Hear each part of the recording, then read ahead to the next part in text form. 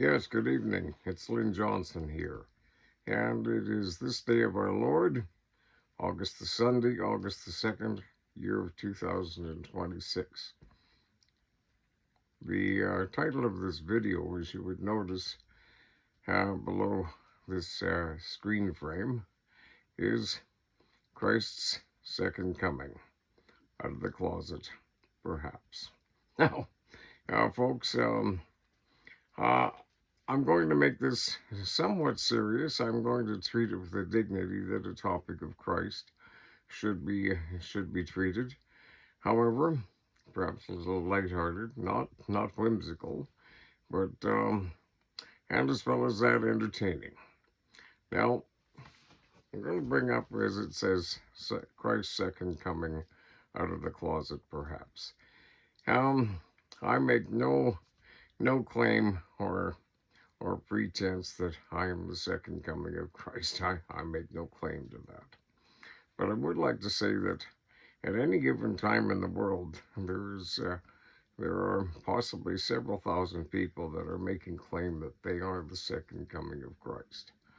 As a matter of fact, in the last several decades, there have been numerous figures, and when I say numerous, possibly numbering on a dozen at least, of people that have made claim to being the second coming of Christ, and have had followers and compounds and things of several thousand people. And as well as that, there was you've had some situations in when was it, in the early 2000s down in Waco, Texas. There was a David Koresh, and Jim Jones consideration, and I had a little malfunction there with Jim Jones in Jonestown, where he was making some claim to be of a special chosen. Now, folks, there are some things in the Revelations that say that there are false prophets, and so, as I say, I'm not going to make any claims to being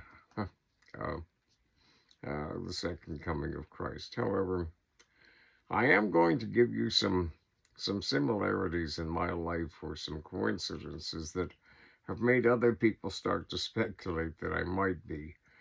And just for food and food for thought, I maintain the position responsibly that if I might possibly be part of the second coming of Christ, well, then I would want to treat it with some level of dignity and responsibility that would be befitting of such a responsible thing as that. But folks, in the second coming of Christ situation, you have a lot of things that go on with the book of Revelations and the symbolisms. I know in the last few years it is becoming more and more prevalent about people looking for symbolisms or representations about the search for the Antichrist, the this, the that. But I'll tell you what, folks. Here's the thing. Back about 1966-68, I'm 71 this coming August 15th. I'm 70 years old right now. And back around 1965, 66, 67, there was a rock opera that was known as Jesus Christ Superstar. Now, in later years, I found out that I'm an INFJ personality type. Now, INFJ, the I stands for introverted and intuitive, and the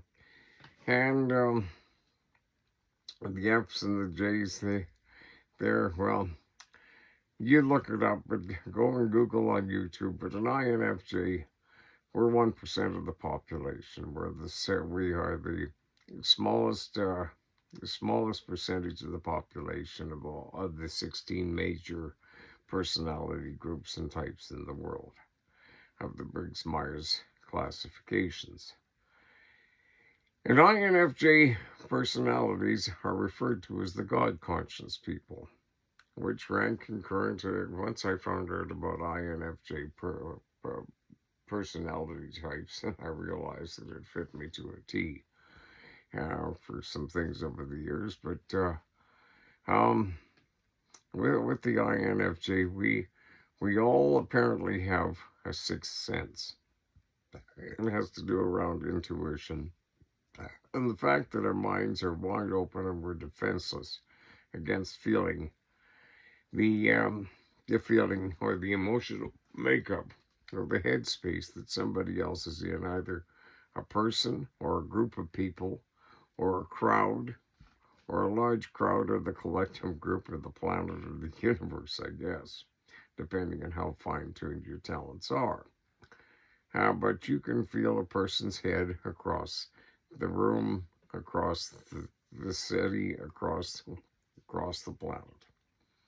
And that is why INFJs apparently we're intuitive, and as well as that, we tend to be introverted because you get out into a group of people and all you feel is too much interference, too many frequencies. We're sociable.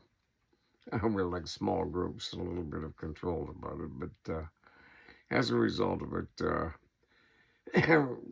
there are some challenges to being an INFJ. We also have a subconscious ability to pick up on patterns and see things that other people don't observe as far as behavior or collective patterns of occurrences and putting them together from an abstract problem-solving point of view.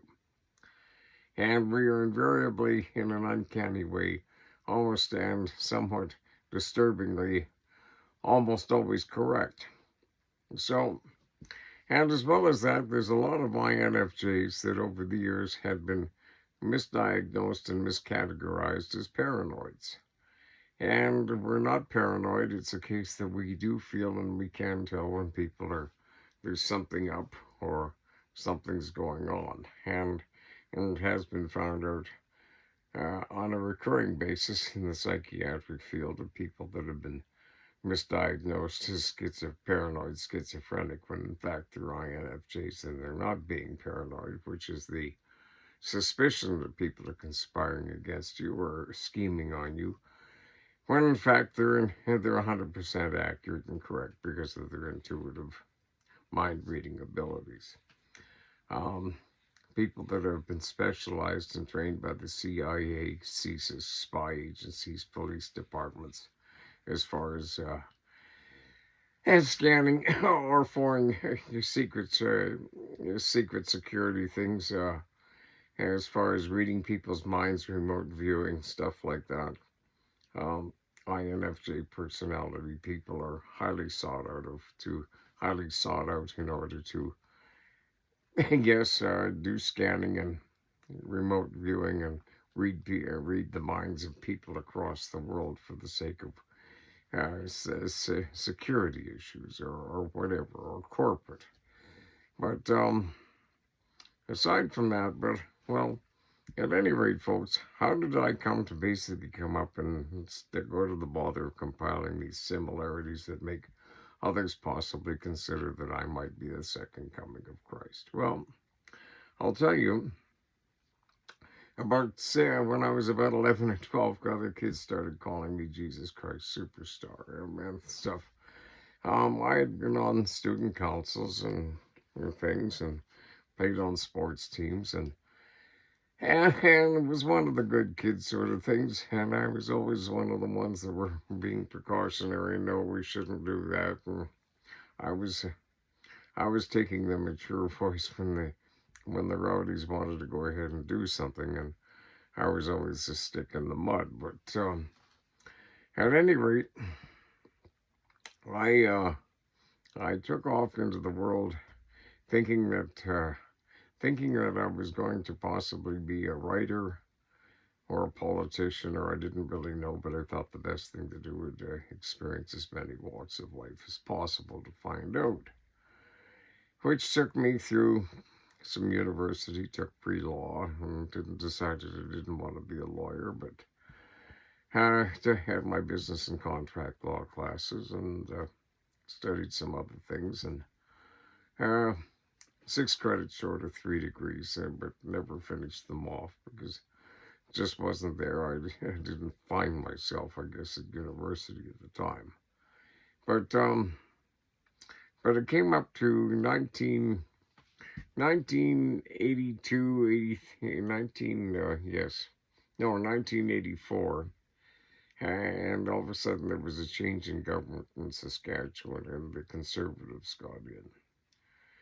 And I had a lot of friends that were very closely knit into that conservative community at the time. I knew a couple of guys that were executive assistants to the premier. Former college roommate of mine had become an MLA and was executive assistant to Colin Thatcher, Minister of Mines and Resources. And, well, I was to be given some consideration for a job opportunity and some executive assistant point of view as well. But one thing and another, it just didn't work out. I might refer to this a little further on in the video, but I decided to return home to southeast Saskatchewan.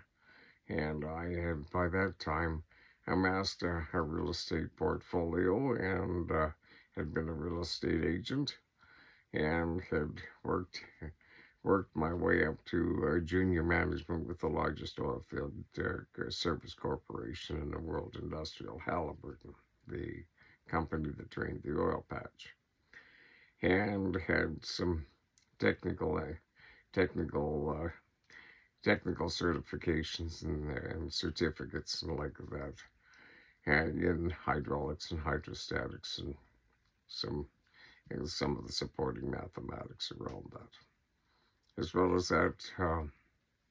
But at any rate, in 1985, I guess it was, there was a federal election, and there was a federal election call, and in our area for many, many years there had been a member of Parliament, the Honourable Alvin Hamilton, who had been Minister of Agriculture at one time, but was the first real notable trade envoy to Red China to get it off the ground and integrate it into Western world and trade and capitalism many years ago. And he was the member of Parliament for our area. And he was a good old guy. He was formerly a school teacher prior to his career in the military and other things.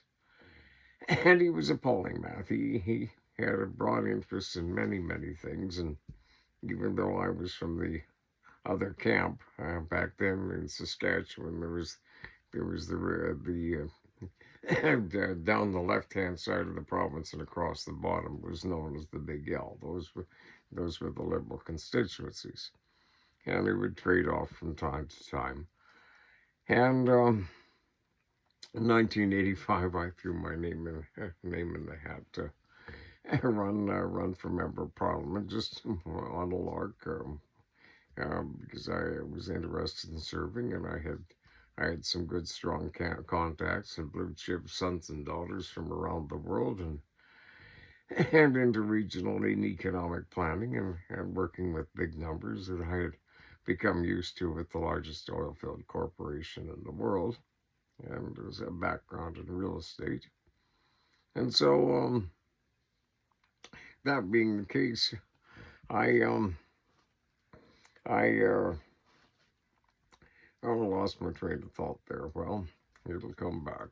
Next train will be leaving the station soon. We'll see what's on it. But I'm just winging it. I didn't make notes, folks. So, but back to this second coming of Christ thing. Well, 1985, I politely bowed out at the last minute as far as running for member of Parliament because another candidate in the constituency, married to my cousin. Well, he had been a longer serving member, and we decided to let him run for the nomination against a helicopter candidate to keep the representation within the constituency. But 2 years later, in this area, well, there had been a controversial trial, and a politician was put in jail for the planned murder of his ex-wife. But the thing about it was, he went away and he basically maintained that he was innocent, that he had nothing to do with it, and because of the situation that I had been in, and as well as that my INFJ thing and putting things together, as I have done reliably on other occasions, I was starting to see some things that said that he got framed, and a lot of people knew he got framed, but it was kind of a railroaded court situation where the public was looking for a scapegoat. But so, at any rate, 1987 comes up. It's the 5th-year mandate of the provincial government, and they've got down to the last few weeks of a deadline to call an election. And in my area, there was an MLA who was known as a real bully. He had a very bad drinking problem, and he was the one that basically negated any opportunities I might have got to become employed on the inner circles of that government, because in constituency rivalries, he had a strong distaste for my father, and likewise back and forth over the years. This MLA was vulgar, he was gross, he was a bully, and everybody knew he was as crooked as a dog's hind leg. But he was key and part and parcel of the agenda that was going on in southeast Saskatchewan. Well, with a very short time period left, all of a sudden he's in the news for alleged improprieties to his adopted teenage daughter. And some of the very local, very notable people of the area and other political figures were encouraging me to run against Eric Bernson, because I had been well received. I had been well received in my efforts and consideration to run for member of parliament as a Liberal 2 years prior. However, as I found out 2 years hence by a young lawyer that tipped me off, but didn't really want to get involved because of the people, the power players that were in place, I had 3 trumped-up charges thrown against me, and the lawyer said there's nothing to these charges. They were done by the corrupt MLA who was in the news for alleged improprieties to his adopted teenage daughter. Curiously enough, in very short order, the adopted daughter got thrown in a mental hospital. I had 3 trumped-up charges. My lawyer said, take the day off from court, I'm going to have these thrown out, but one judge got to another, and they pulled some strings, and all of a sudden, instead of having them thrown out, they came and picked me up, and they took me to a mental hospital where I got railroaded on the inside of a junior lawyer a couple of years later.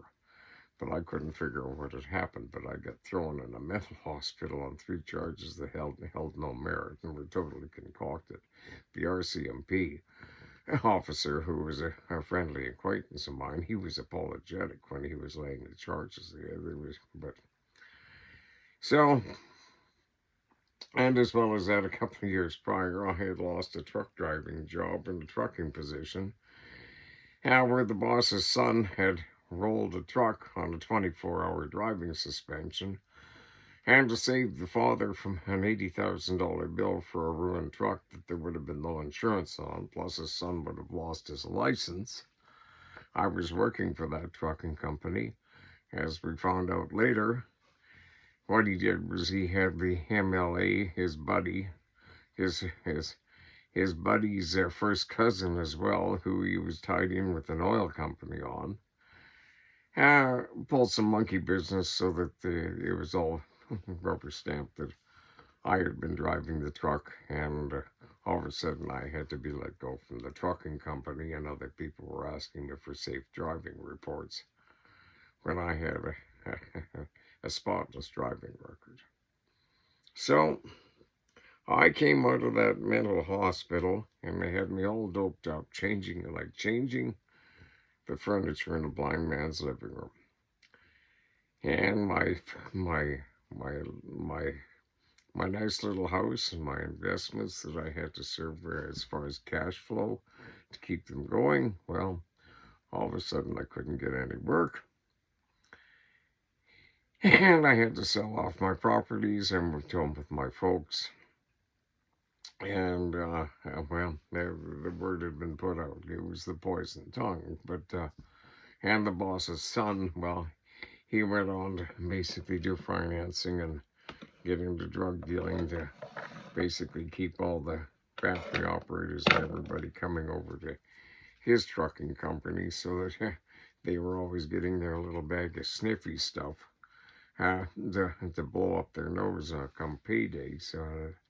And that's how that trucking company kept building its empire, and supposedly one of the respectable businessmen of the community, but he's nothing but a money laundering thing for a biker organization. So at any rate, folks, I decided, well, that's the way it goes.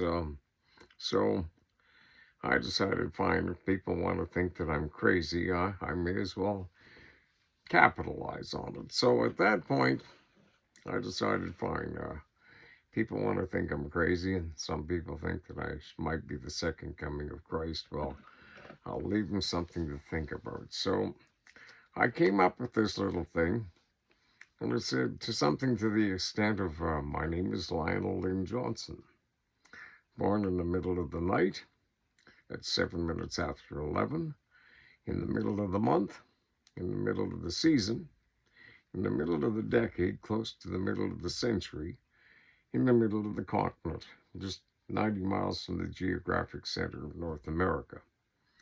So I guess you could say I'm just a middle of the road kind of a guy. Now,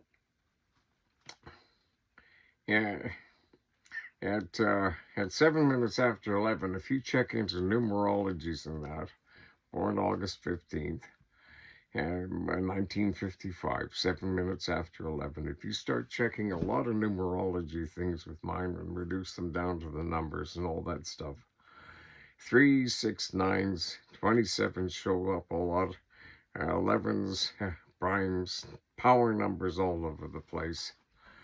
And, well, as a result of that, I started really wondering, my Lord, could there be something to this? But I always kept it to myself for the longest time. But I decided to come out of the closet. Fine, they want to think I'm crazy. Let them think about this. So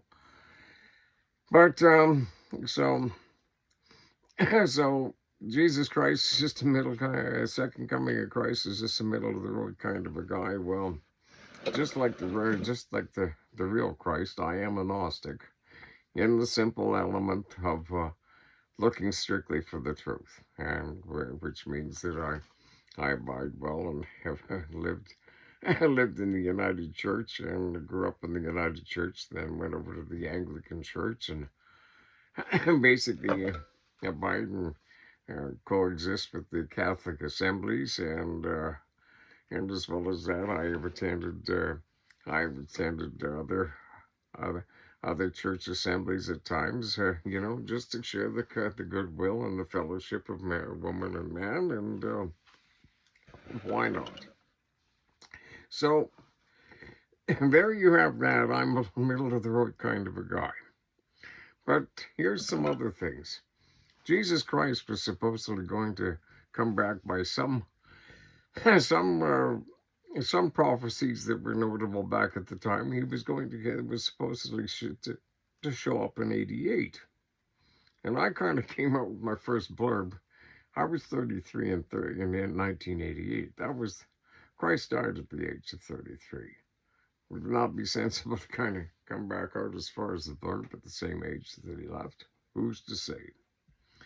But as well as that, my first name is Lionel. That's of a king, the lion, king of the beasts. As well as that, Lion L, E-L, that's the All God. E-L is also referred to as the All God. Um, the other thing about it is, um, as far as things are, as far as king things, well, I'm also the man who would be king of the Morrison and the Mackenzie clans as far as this area, as far as original settlers and like that, and oldest sons of oldest daughters and all those things.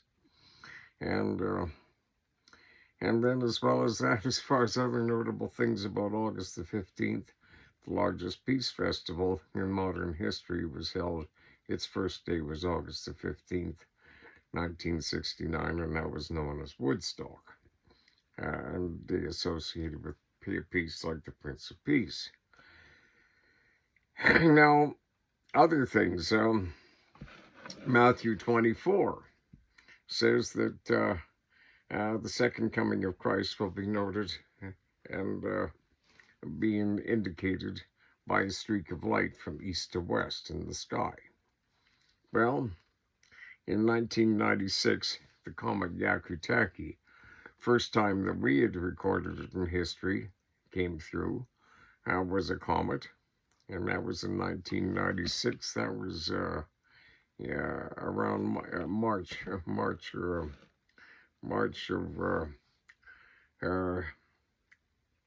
what year?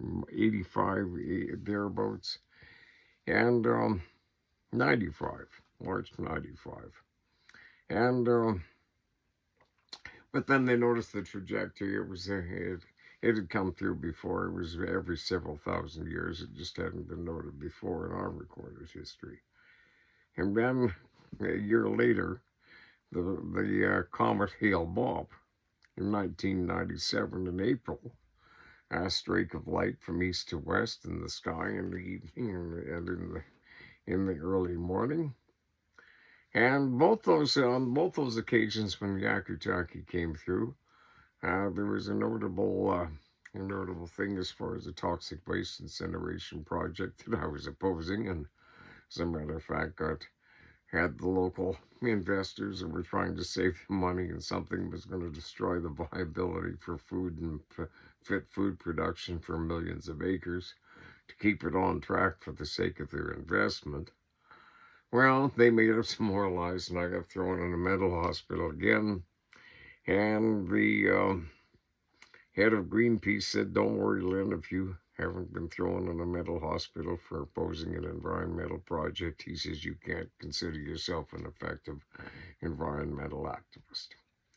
So there I was in there, and within 3 days I had proven that I wasn't guilty of whatever they were trying to prove me of. But what the psychiatrist did have, and he was best buddies with one of the people in on the takedown, was to make it look good, was he had about an inch and a half thick stack of papers of all the opposition and research data that had been stolen out of my car about a week beforehand, that I was doing and opposing it by point of law. So even though after 3 days there was no reason to keep me there, he kept me there for a full 3 months just to try and help those guys get their project back on track, which they did not. Because I sent a dissertation and I found an old tape recorder, and I found an old tape recorder in the mental health thing, and I took a cassette and popped it and re-recorded over a music cassette, and I sent it to the highest ranking officer of the Pentagon, which of course would have been President Bill Clinton at that time, and Al Gore, a notable environmentalist. And at any rate, on my account that I made back of my 400 pages of notes and stuff and things, and I had a gal get out of the hospital who had a day pass.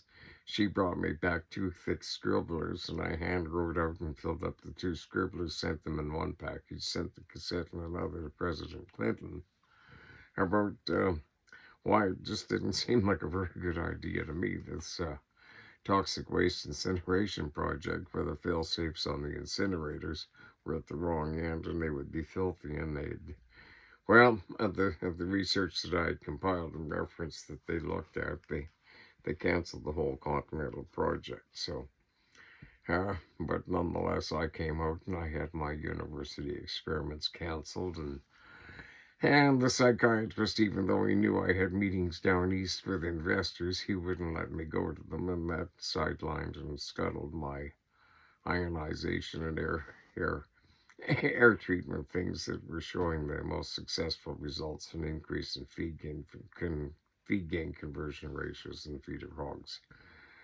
up at the Prairie Swine Center.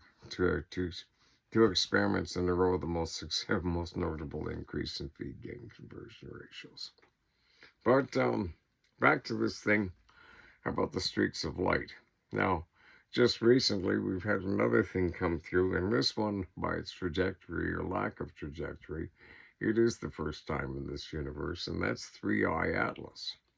And it's a projectile, and supposedly I might be taking power again over some situations, and as far as a notable influence about a large $400 trillion environmental recovery program, which will provide jobs and increase in the productivity of farmland and realistically the ability to triple the production and increase the amount of recoverable productive farmland and a whole bunch of other stuff. But yes, a $400 trillion project as far as bioreactors and getting rid of garbage and cleanup and recycling for cheap electricity and hydrogen and ammonia conversions and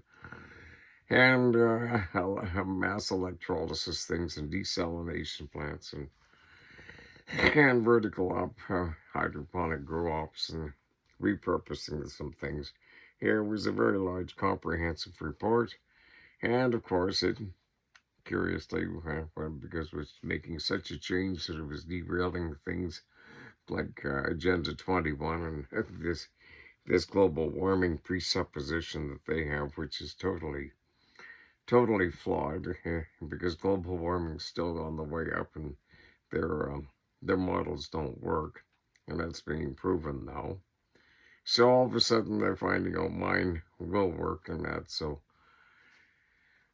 we're hoping that that'll come true. But in the meantime, I got totally ostracized and that, because in the meantime I was trying to address the federal and the provincial government about the fact that just like a young fellow in Guantanamo Bay, that on a clerical error, basically he was satisfied with $19 million for wrongly incarcerating and substantially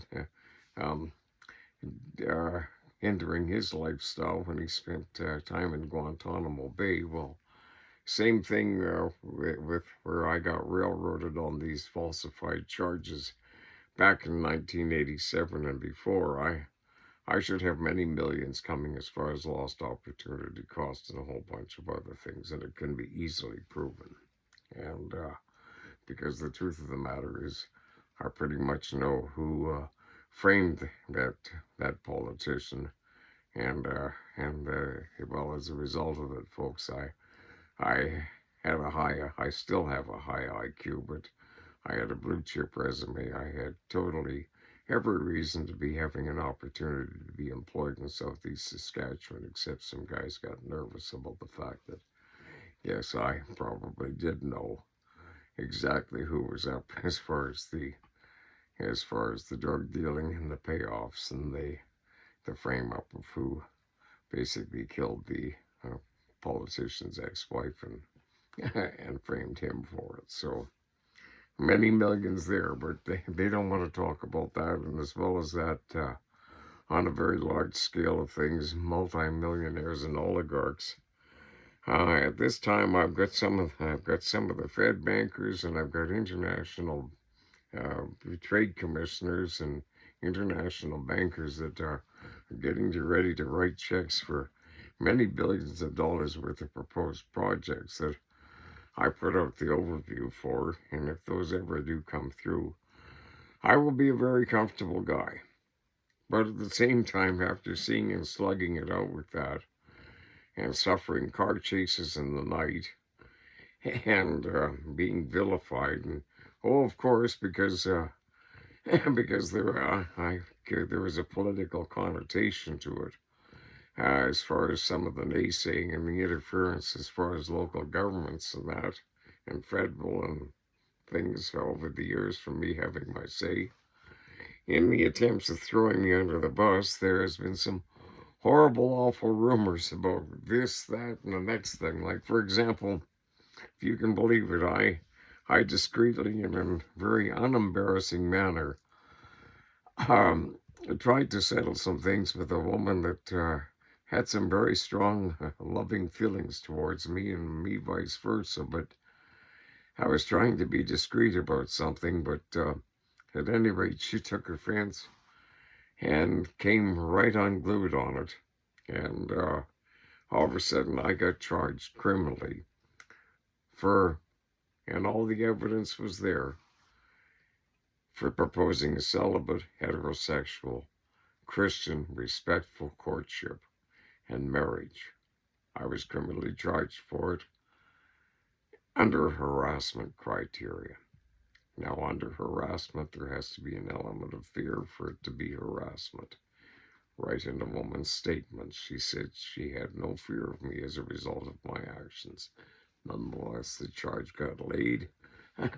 Nonetheless, the lame-ass lawyer that was representing me, well, finally, the arresting RCMP officer, the lady RCMP officer that was obligated to lay the charge on me for another police department, she was going to appear on my behalf as a witness, and then everybody backed off because, the government and everybody, they wanted to ruin my reputation and stuff because they didn't want to come up with 160 million payout and have it all exposed how corrupt the inner circles of ivory towers and governments have become in Saskatchewan, all running off of the old conservative years of when Grant Devine was premier, and Grant Devine was just a nice fresh-faced guy out in front, and as far as what the guys were doing behind him, he had no idea what a bunch of crooked bunch of bandits some of them were. So it wasn't Devine's fault, but the thing is about it, that whole fiasco of me getting thrown in a mental hospital, they're frustrated, so all of a sudden there was something about me and women, and something about me and kids, and blah, blah, blah. And there wasn't a bit of credence to any of it. Because, folks, after all this controversy and being treated like some pariah in my own area, where I had been a churchgoer and a respected member of any community and well-liked, and had references from people that had things to do with me, but on the basis of hearsay from the experts or the people that were rubbing elbows with premiers and trying to save a buck, anything for a buck, while they were funneling it off as hogs at their troughs. Well, at any rate, folks, I paid the price. So I lost out on some things. There was some dirty business all across, and I guess somebody had dropped some money trying to have me done in. But it all came out.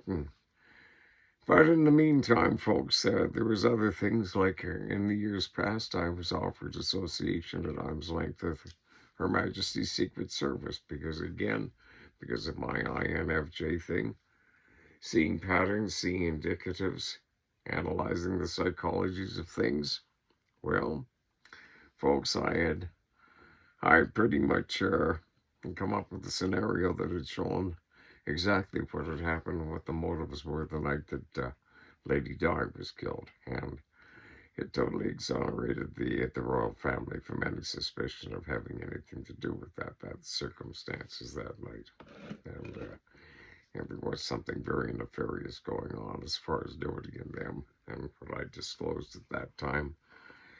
At some point, if some the higher official feels that it's time to to release the truth of that, and they shall let it. But in the meantime, I will not discuss it any further than other than to say that Doty Firehead and his uncle Adnan Khashoggi were.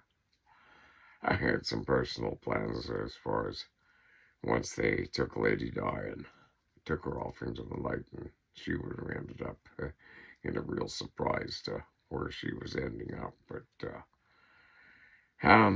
yes, she was going to be kidnapped, but I won't go else. That's as much. However, so, but as far as this INFJ and patterns and that, folks, we'll go back to 3-Eye Atlas. That is the first time that has been through in this part of the universe. And as far as taking power on some things, yes, folks, as far as this $400 trillion project, the sway in that, it's starting to look as though things might gel up and people are going to be coming forth and settling up with me. In the meantime, if it doesn't happen, well, here I am living in an RV and living on a basic pension again, and being content with that in the meantime. But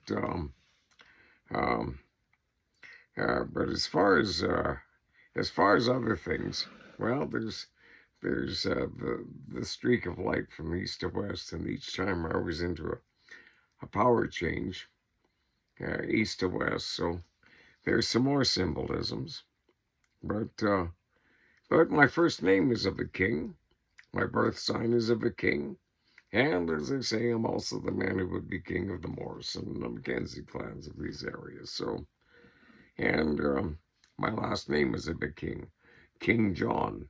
King John, 1215 Magna Carta, the first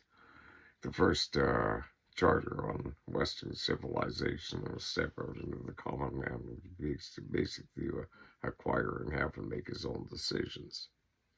And what else? Well,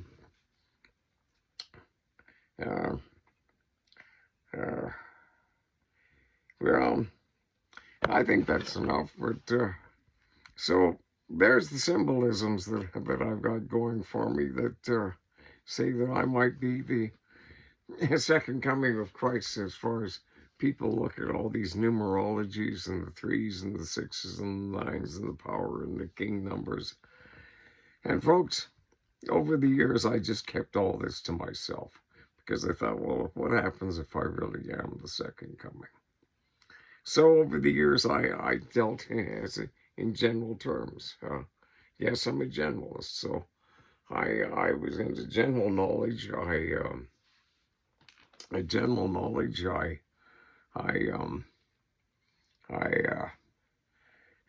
took an overview, and I'm a polymath, which means I'm interested in just about anything and everything as far and as it interrelates things. So, but as far as my testing that I was given back when the lady was debriefing me back at the close of the 10-year official inquiry into the death of Lady Di, when I was getting debriefed and all that, and she was doing a whole bunch of testing on me and handwriting analysis. But she told me never to head or ever get close to the Middle East, because she said if I did, I'd be assassinated. That's murder for a political or religious reason, because I apparently hit the nail right on the head as far as things as the expose at that time about what was going on with Lady Di. Lady Di, by the way, with whom I had been exchanging correspondence with prior to the fact that Doty came onto the scene, and I was one of the few people in the world that knew that there was nothing really up between her and Doty. But she was kind of staging it and rubbing Charles's nose in it, I guess. But so it goes. But God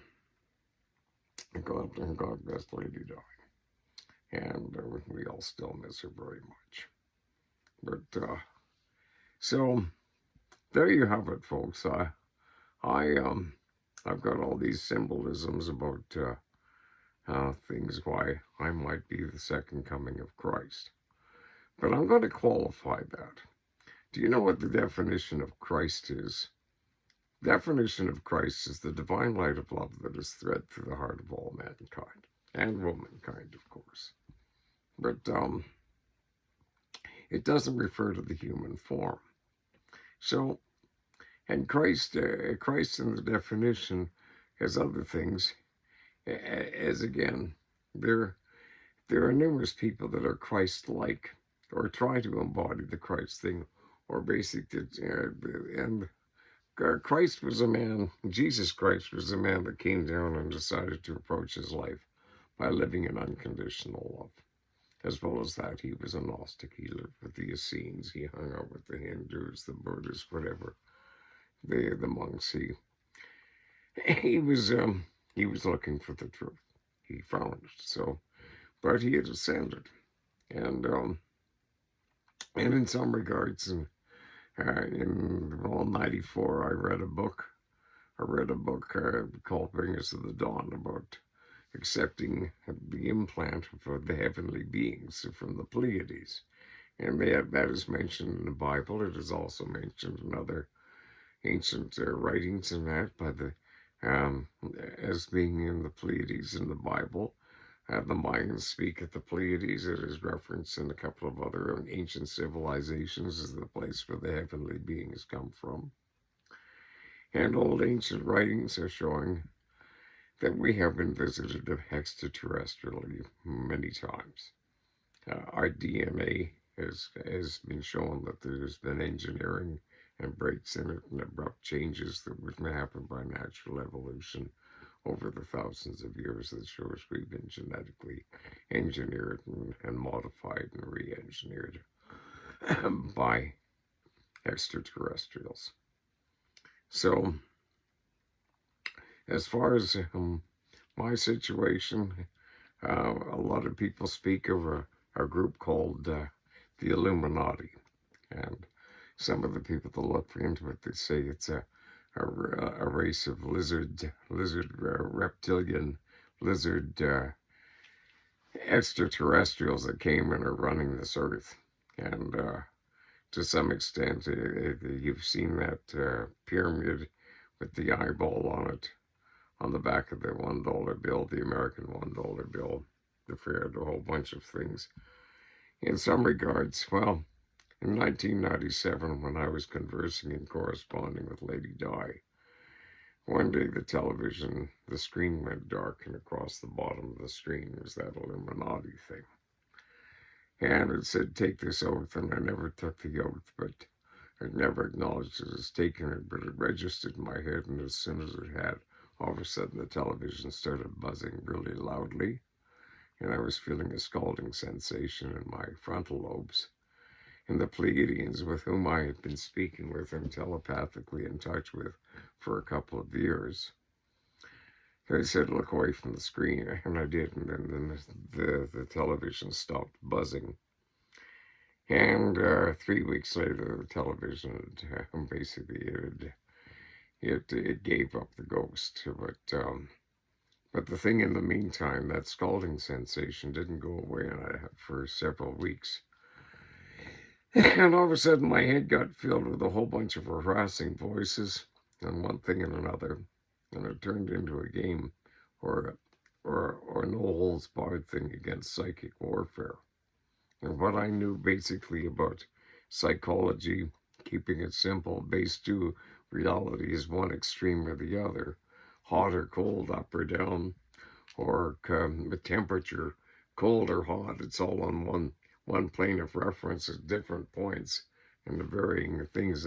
So the one factor, or the prime creator, dealing in a base one differentiation thing that I was on, I became too fast for them. I figured out how to trick them and fool them. They had to calculate, and I got them into a time lag. And I booted them out of my head in about 6.5, 7 weeks. I had wrapped it up, and but over the next 3 or 4 years, all of a sudden I could feel this little pinging noise, like they'd figured the calculation or whatever that got back into my head. So I figured I'll take them on full on. And it was, I called them push me pull yous, but that's where a lot of psychic menaces or entities of the universe over time, from mythologies to you name it, would come in and engage with me and try to basically play mind control and take me over. And not once did it happen. And they tried to, and I basically held on and maintained my integrity. I never bought into them once. And it got to the point at the end that I was confronted symbolically by their king. And I wiped out their king. And at that point, I took on the king status of the Illuminati, which I tried to destroy, and I dismantled, and I walked out on it. So, but nonetheless, they keep trying to befuddle me and take it, but because until somebody can take me down to become the king of something else, this is what I'm stuck with. So I'm not like a lot. Apparently, if you're an Illuminati, you should be in the lap of luxury and this, that, and the next thing. But I fought them, and I would have nothing to do with them. So I live impoverishedly, but I live with dignity, and I live with grace, and I abide by the 10 Commandments, and I live with the simplicity that life is one extreme or the other. Up, down, hot or cold, happy, sad, somewhere in between. So I move forward, and I keep optimistically, and I keep lifting my spirit higher and higher, and that's what I do. Is I run quants that are higher and higher. But from 1997, and it took me almost 24 years to finally defeat them, the Pleiadians came in, and it was these scalding things, and they would assault with these downloads and that. I would download and decipher, hand it off to the Pleiadians, and they would build counter warfare, counter shock things, because you see in the affairs of the universe, you can't interfere with the rights to self-determination on a planet. And so the Galactic Flight Federation and some of the good greys, the Pleiadians, the Andromedans, the Lyrans, and well, they abide by that. And as far as good karma, bad karma, if you're trying to decimate or whatever against the good and bad, you can't use it. It has no power. That's the rules of the universe.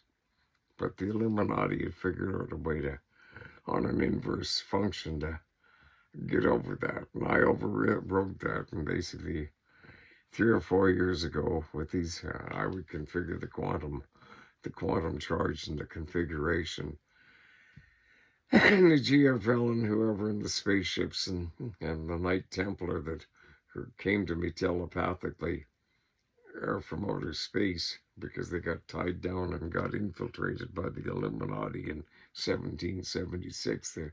They kind of pinned down, unable to, kind of helpless in some regards against them down here. Well, we went at it and we blew up their 9 main planets. Yeah, within half a minute they were gone. Back in well, what was it? I think 2023. I think is when it happened. But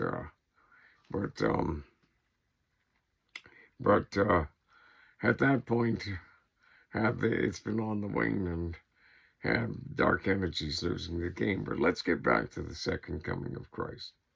There's so many people that seem to figure that the second coming of Christ. Well, the second coming of Christ, in my mind, folks, is not the return of an individual.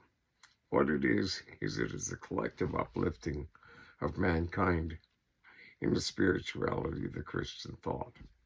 Kindness, benevolence, forgiveness, tolerance, live and let live, judge not lest ye be judged, Samaritanism, the fellowship of man, and getting along, how do we stop this god-awful mess and all this fighting in these wars that we have? Well, the solution's pretty simple. everybody just stopped fighting. But then a lot of people would lose their purpose. But you see, it's an awful kerfuffle that we're dealing in, folks. But at any rate, as far as my abilities, as far as things, well, as far as my IQ, and as far as I'm an INFJ. That's 1% of the population. My IQ. I did one test one time, and I just gripped through. It was done in no time, and I got it fine and fancy. I got 194 on it. It was abstract problem solvings and comprehensives and things. And well, every now and then I'll take an IQ test, but what was it, about 2.5 weeks ago I took one and it was 135. And the thing about it was I got distracted because this guy kept phoning. It was one of these auto dialer mass marketers. And for 7 minutes, he just kept phoning and I kept hitting and hanging up on it and trying, because there was a time limit on this thing. So after blowing and distracting me, getting me sort of fumbled, I kind of hurried through the last couple of questions. I got 135 on it. Fair enough. And then there was another one that came up. And because the dots and the things were so small on my phone, and my glasses weren't quite powerful enough, there was a couple that I blew away on. So all of a sudden, that was, the one I got 135 on. The next one I got 137 on. And then the other day, I'm doing one. And again, some guy starts phoning, and the next thing, those distractions, and another buddy of mine phones, and I finally just kind of filled it in. That was 127. And on these IQ tests, 130 is considered genius. But as far as time, but the thing about it is, it's also determined in terms of how much time you take. Well, I was taking less time than 80% of the people doing the tests in all three of them, but even with the time delays. But at any rate, I'm in the top 1 percentile. I'm an INFJ. That's 1%. So at that point, 1 times 1, well, 1. And, but if you start multiplying it out, and that against things, I basically come out as 1 in every 25 or 30 billion people. I'm a complex intellectual and a visual mathematician. There's only 1 in every 500 people that are like that. So, well, 0.1 times 0.1 times 500, So there's 50, what's that, 1 in every 50 or 5 billion right there. So, details.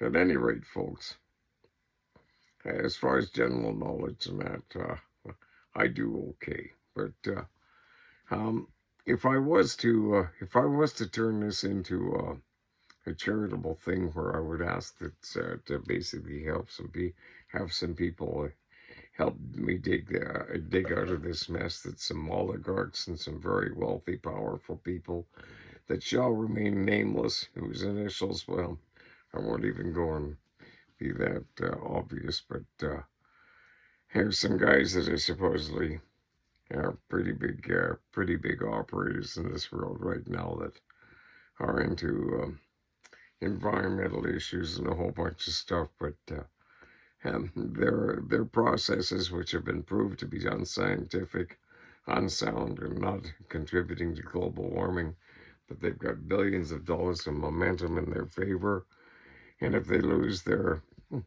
crowd appeal, they're done for. Well, those are the guys that were basically encouraging it around and schmoozing politicians and things to lay me to rest, either politically or throw me in a mental hospital or whatever, and come up with some way of ruining me. But I'm not paranoid, folks, and that's the whole situation of it. you start to express to the doctors that you want off this medication that makes it impossible to feel good because it's a dopamine suppressor. It's a massive tranquilizer, which means as far as these IQ tests, when you're on this tranquilizer medication, it's like trying to think with one frontal lobe tied behind your back. But at any rate, folks, I politically, um, I have voted. I have voted in every political stripe. As far as I'm concerned, voting party line for the sake of voting party line is basically showing that you're brain dead. I was a liberal, still am at heart, because the thing about a liberal, the strength of the Liberal Party and the definition of liberal, which should have been maintained, is the ability to remain flexible and changeable, to stay tenacious and adaptable and capable of dealing with any situation.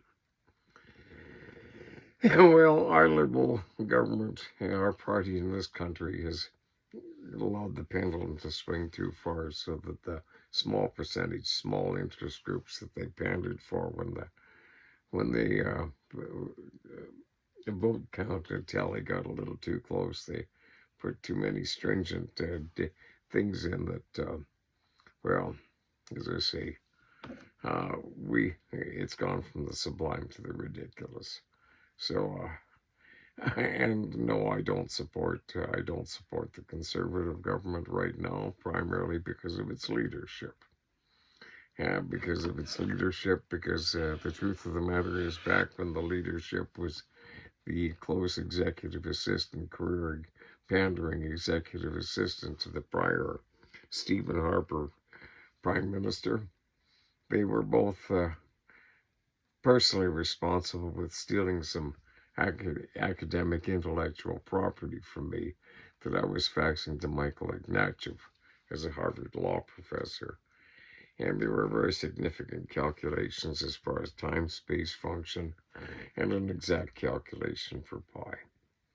And when you don't have an exact calculation and you need it for certain calculations and circular functions, and all of a sudden you do have it, well, those functions basically, because you have a finite number as opposed to a repeating endless number, all of a sudden you can interpret that as an exact, as well as that it was incorporated into so that computers would run faster and cooler and quieter and more reliably and accurately. And as a result of that, an awful lot of AI functions and a whole bunch of technologies that would space-time functions, CERN, super collider, a lot of the discoveries that are being made in quantum physics now could not have been made without those calculations of mine, which has facilitated millions and billions, if not possibly trillions, of new development over the next decades as a result of what was stolen from me. So,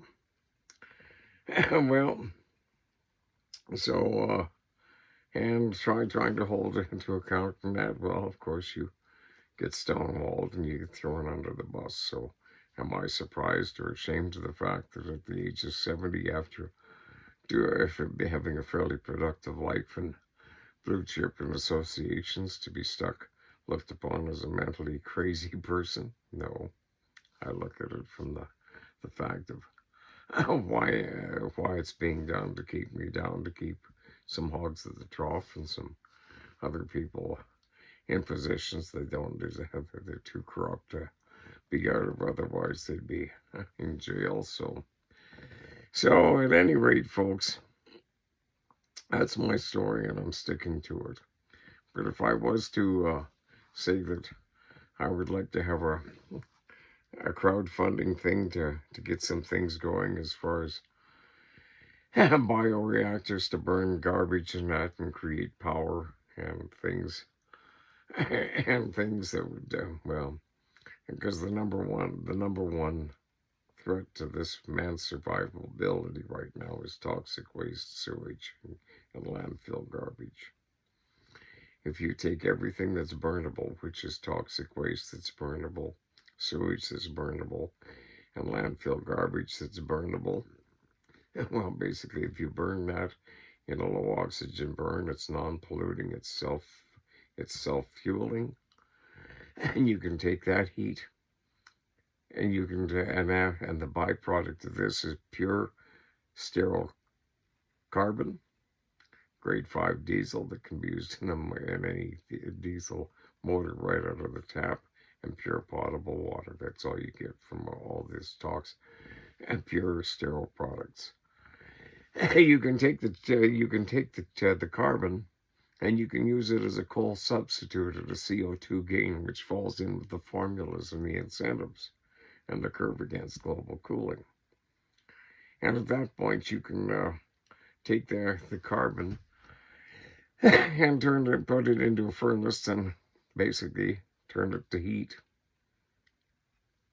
The heat turns to heat water into a steam turbine to run an electric generator so that we can have cheap power.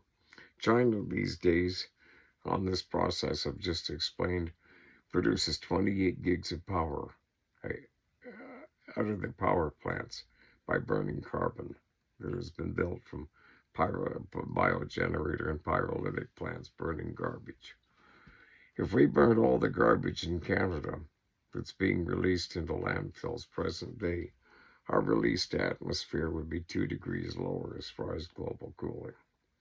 And there was a whole bunch of other things that I've got in that comprehensive report, which curiously they stole that as far as, because I could have claimed copyright on that when they had a car chase and nefariously stole my phone and threw it in the field. A couple of the RCMP were part and parcel of trying to frustrate my recovery of it, because of course people were pulling strings as far as leaders of political parties and important people, supposedly, that I was picking on them. Well, I was just simply pointing out truths based on facts, because as you see, folks, I never got charged for the last several years for legally and ethically opposing and drawing to light some obvious things. But as far as that criminal charge that I had for the harassment for proposing marriage to a woman, well, they decided to withdraw the charge and just give me an unconditional discharge if I stayed away from her for 8 months. But my clumsy-ass lawyer or somebody in there, they screwed up. And it went through, and it's still on my record as a criminal record. Even though it was supposed to be gone, they screwed up. So now I have to come up with the money to pay for a pardon. Even though, well, it's pretty sad in this country where you have small interest groups and whimsical, carnally gregarious women getting caught and embarrassed because they didn't want to get caught cheating on another boyfriend while they were also having intimacy with the chief of police behind closed doors and entertaining a whole bunch of other people for their job security. Their interests were protected, but I got criminally charged for doing the honorable thing, and all the proof was there, but they just kept me buried and backed off so that I couldn't get the money to properly defend myself. It was an abusive process, folks. Same as it was an abusive process back in 1985 or 84 when I got thrown in there, 87 when I got thrown in a mental hospital in the first place to stop me from running against a corrupt MLA that was in the news for alleged improprieties. When I had about 3 times as much investment potential coming in from all over the world, from people that I had met in my political career up until then. But as it was, they doped me up and they put me in the notwithstanding clause, and all they do is they use that as a convenience item to get people out of the way that allow the crooks to stay in power. And that's one of the misuses and abuses of the notwithstanding clause that they really should do some fine-tuning and tightening up on those laws so that it would not happen as it happened to me. But optimistically, maybe I'll be getting my $160 million settlement from the government for wrongfully putting me away and putting me on a medication that I got misdiagnosed and mismedicated and corruptly railroaded on back then because the senior psychiatrist was drinking buddies with that MLA. However, yes, it's also sorted. But at any rate, folks, if I was to have any sorts of money, the thing that really is eking at me is 5 years ago, my mother passed away, and for the 14 years prior to, since 2010, I had promised my father on his deathbed, honored my mother and father, that I would allow his help to keep Mom in the little farmyard as long as she wanted with her cats and dogs and animals and things. And she was a strong-minded woman, but I dealt with a grieving woman who had really lost somebody she truly loved. And I kept her there, but she couldn't, her health was not good, which meant I couldn't be on the road and couldn't be out making a viable living anymore. And I got down to just doing odds and ends and just barely scraping by and selling off my personal belongings and that in the farm quarter that I was to inherit to help keep my mom there as long as possible. And then she moved into the home, and there, well, she caught COVID 4 days later. She was over the COVID, and then they gave her a vaccination to make her immune to something she already was immune to. It kicked her immune system over, and she was gone in 3 weeks. Happened to her and 2 other super seniors, identical, but our healthcare system. At any rate, no comment. But but the thing about it is, I got so stranded on that. But 4 years later, her ashes are still in a funeral home waiting for somebody to come up with the money to be able to pay for her funeral and her cremation charges so that she can have the dignity of being buried beside her husband out of the graveyard. And that eats at my guts all the time. But folks, it's a case that out in the rest of the world, I've got people in Africa with the International Trade Commissioner. Well, we've got about $65 billion worth of potential biogen reactor things going on, and if that ever kicks loose, but it should be nice to have 10 grand to basically pick up the interest and cover some costs and pay for my mom's funeral and give her the dignity that she deserved, because she was well liked by everybody, and she deserves to have a decent burial. And I'm stuck on a pension, and as well as that, because of the dirty tricks of people throwing me under the bus, I have some unsecured credit cards and things that were stacking up, keeping the costs and things going for Mom for the last couple of years. That unsecured debt, basically. I got $60,000 that, I could declare bankruptcy, but that's 7 years getting out of it, and I keep hoping that that or that $3 billion environmental park that I should be getting a $30 million commission on, if that ever goes through, over in Sacramento, that's being done with a large, with the Jackson Foundation and the Disney Studios for a large family recreation complex and that. Well, who knows, folks? Maybe it'll happen.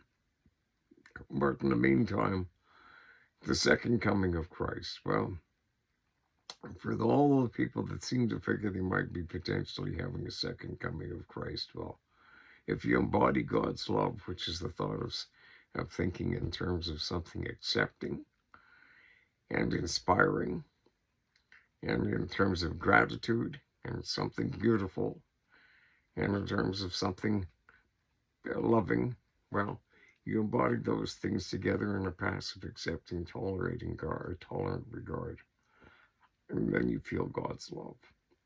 And as far as I'm concerned, the second coming of Christ is the collective uplifting of everybody in the planet to get back into what the definition of Christ is, the divine light of love that is through the heart of mankind and all God's creation.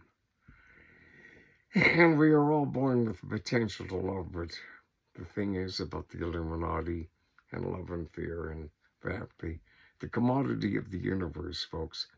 There are those entities out there and extraterrestrials that do not have a soul source. They do not have an infinite life potential because we inverted and they came up with synthetic frequencies. And this is quantum physics and a whole bunch of stuff. But yes, I've been into quantum physics since I was about 98, since 1998. But folks, so that's it. Am I the second coming of Christ? I would deny that because essentially, folks, there are those false prophets. I don't think in terms of prophecies. I look in terms of calculations. I look at macroeconomics, microeconomics.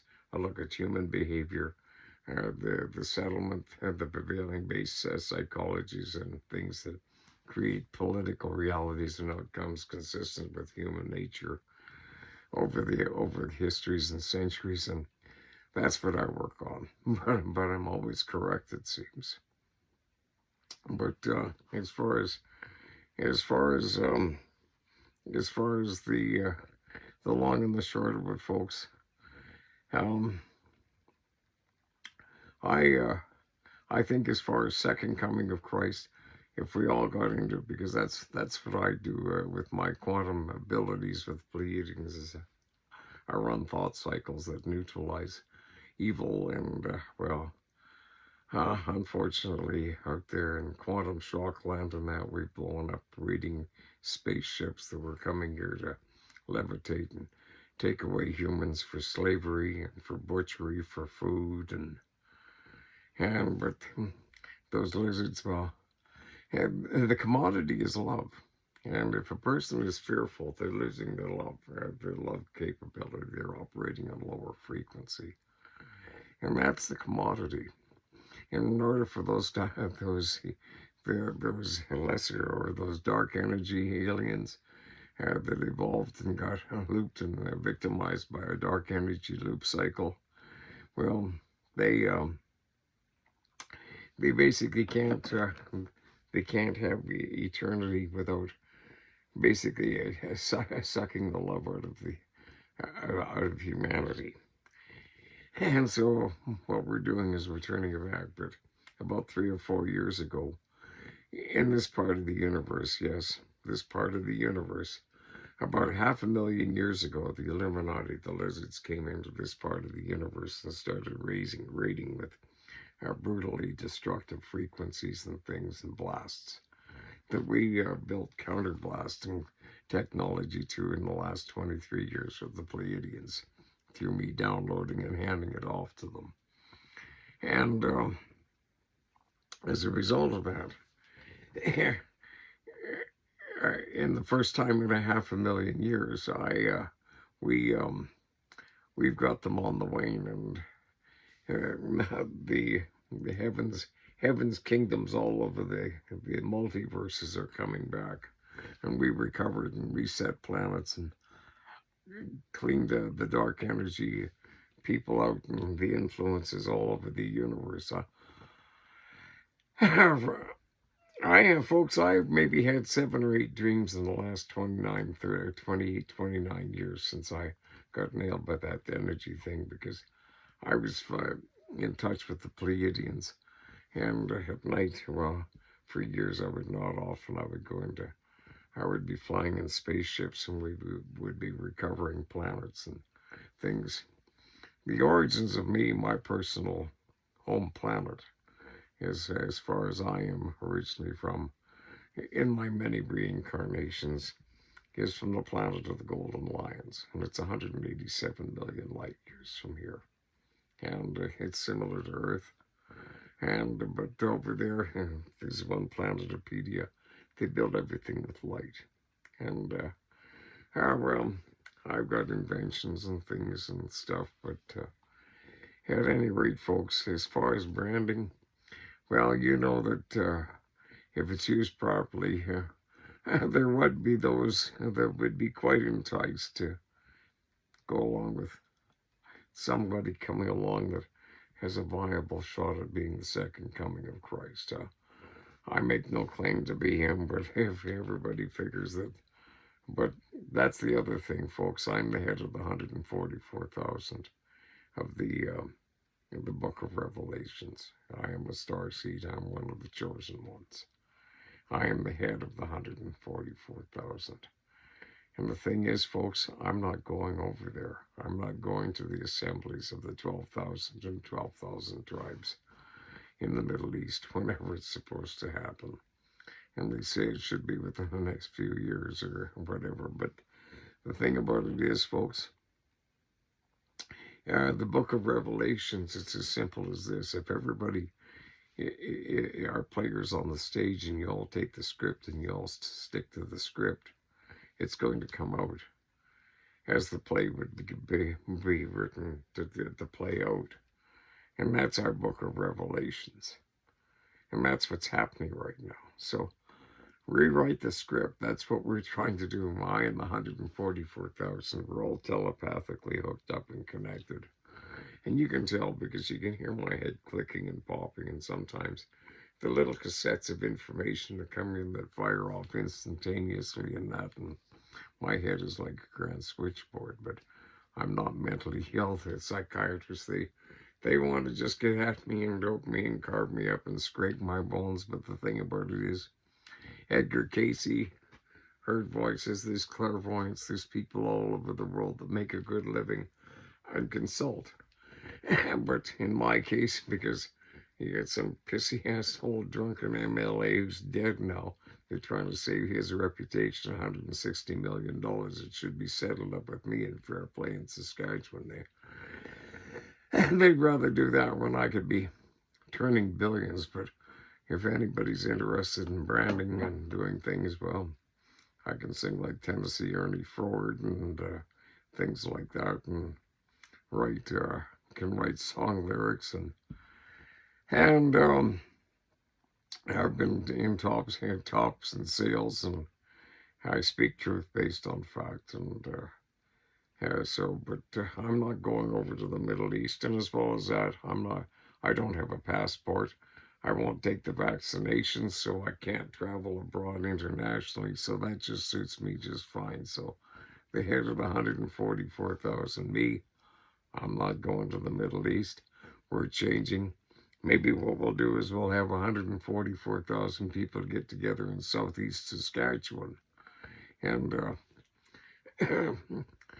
do it up here instead. But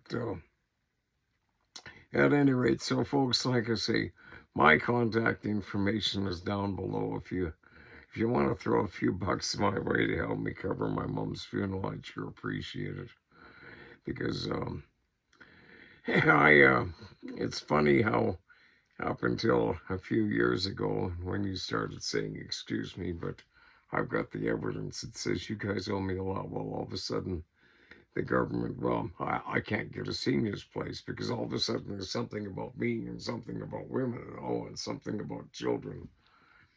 And every time they investigate, they find out there's nothing about me, and it's all got to do about people in important places and drug dealers that are supposedly respected businessmen, and they don't want to have a thing to do with it, but of course not. But in the meantime, I'm living just struggling on a pension, and well, if some of those deals kick through and we get our president in the Oval Office to start dealing in terms of mega projects in our own continent rather than mega projects of building war zones someplace else to build an economy, everybody would be a whole hell of a lot happier and better off, but that's another day. So in the meantime, folks, I do thank you for your time, and you can check my contact information down below if anybody's interested in branding somebody or things as for. But as I say, I was receiving the accolades of some of the big seven, big R, the R factors as far as rich families and things.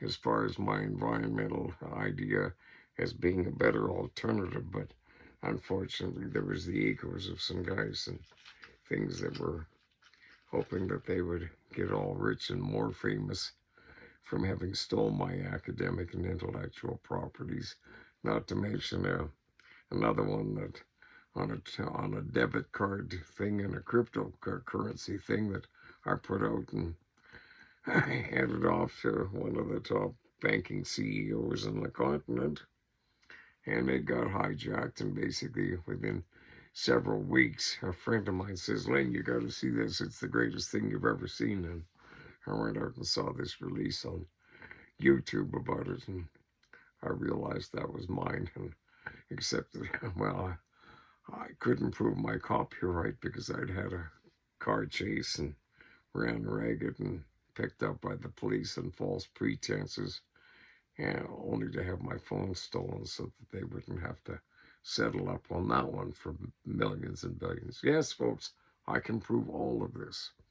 If I had somebody with some cash flow that I could hire a lawyer, and that a competent lawyer, one that can basically get a person off of a charge when there's no charge that could be made, and then not screw up the paperwork so that the criminal record lays enforced. But it serves its purpose because this way I don't have to go to the Middle East, and if they're looking for the second coming of Christ, well, wherever he is. But as far as the book of Revelations, folks, I think maybe I might be the tetramorph. The tetramorph is a four-headed creature. There's the eagle. It has the head of an eagle, a lion, a ram, and an ox, or a cow, okay? Well, as far as the head of a lion, I'm a Leo. My first name is Lion, Lionel, E-L, the All God. And then the eagle, well, one of my gifted native names is Buffalo Hooves of Thunder in the high clouds. Thunderbird, and then Golden Eagle Soaring is the other one. So there's the eagle thing. And then under the Chinese zodiac, as far as the sheep of the ram, I'm born in the year of the ram, 1955. And then as far as the ox, well, then Buffalo Hooves of Thunder in the high clouds, back to my other native name. And the tetramorph is basically the one that is preparing and maintaining and readying for the seat of God and the return of God to the throne. So, however the wording is, I'm not that strong a student of the Bible, but as far as general knowledge and things, I hold my own. But so there you have it, folks. If you want to. So there it is. I've come out of the closet. I'm showing you all these things that have left some people speculating in terms of the numerologies, the symbolisms, and that as far as who might be the second coming of Christ, well, they're trying to pin it on me, and sorry, I won't confirm or deny ever. But as well as that, anybody that does believe in kindness and benevolence and abiding by the divine moral code, as I call it, as opposed to the 10 Commandments, because people don't like to be commanded or bossed around these days, but I refer to it as the divine moral code, which I abide by. And the fact that reality is one extreme or the other, up, down, happy, sad, so keep moving forward and upward and a little bit off on the right side of things. not as right as left, but you got to look at both. The eagle needs the left and the right wing in order to fly. You've got to have some level of socialism, some level of free enterprise, and a sensible balance to keep things supported in a synergy. So there you have it, folks. I think that's about as much as I need to say. So, Merry Christmas to all, and to all a good night.